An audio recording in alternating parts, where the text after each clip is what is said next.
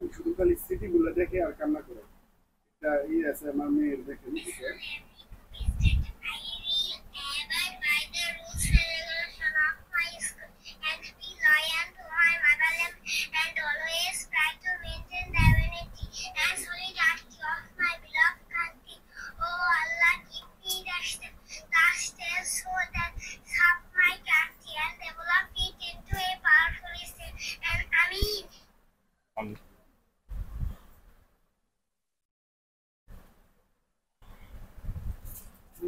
দেখে আর ওই স্মৃতিগুলো নিয়ে খালি।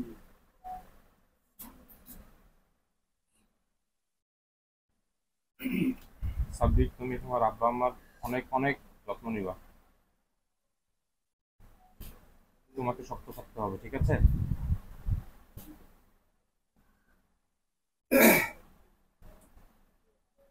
আর আপনাদের কাছে একটা চাওয়া আমাদের জি। যে কোনো ওই যে নষ্ট কোনো বিমান আদৌ জানি না উড়ে কোথাও, বুঝছেন?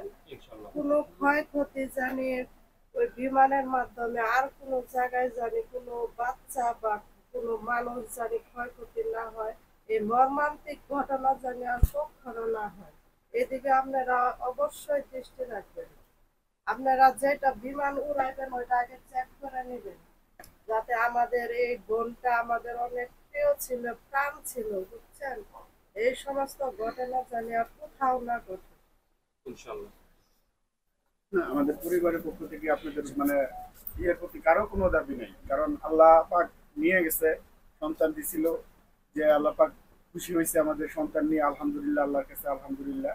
আপনারা আসছেন, আমাদের পরিবার, আমাদের দেশ, আমাদের এলাকার পক্ষ থেকে আপনাদেরকে আমরা স্বাগত জানাই এবং ধন্যবাদ জানাই যে আপনারা আমাদের পরিবারকে সান্ত্বনা দেওয়ার জন্য আসছেন, এতে আমরা খুব সন্তুষ্ট এবং আপনাদেরকে ধন্যবাদ দেব। ধন্যবাদ। আপনি যদি অনুমতি দেন, আমি হচ্ছে গিয়ে আবার কালিয়া করে যাওয়ার জন্য। হ্যাঁ, ঠিক আছে। আর আমি শুধু এতটুকুই সবসময় বলছি, আগের ইয়েতেও বলেছি যে আমরা দোয়া করব, আল্লাহ তাআলা ধৈর্য, আপনি যেটা বললেন, তার প্রিয় বান্দাবান্দীদেরকে নিয়ে যান। ইমাম সাহেব দোয়া করার সময় বলছেন ইনশাল্লাহ জান্নাতে আলাদা ঘর তৈরি হবে, হাদিসে আছে। আল্লাহ তাআলা পরীক্ষা নেন। তো আমি আল্লাহর কাছে কায়মনোবাক্যে দোয়া করি যে আপনাদের বুকের কষ্ট, যে পাথর চাপা পড়লো, সেটা যাতে একটু কিছুটা হলেও লাঘব হয়, এবং আপনারা ইনশাল্লাহ এই জীবন এবং ভবিষ্যৎ জীবনে পরকালে সফলতার সহিত আপনারা ইনশাল্লাহ জান্নাতুল ফেরদৌসে আমাদের ছোট্ট সোনামণির সাথে আপনারা থাকবেন ইনশাল্লাহ। আল্লাহ তাআলা যা করেন বান্দার জন্য অবশ্যই কল্যাণের জন্য করেন।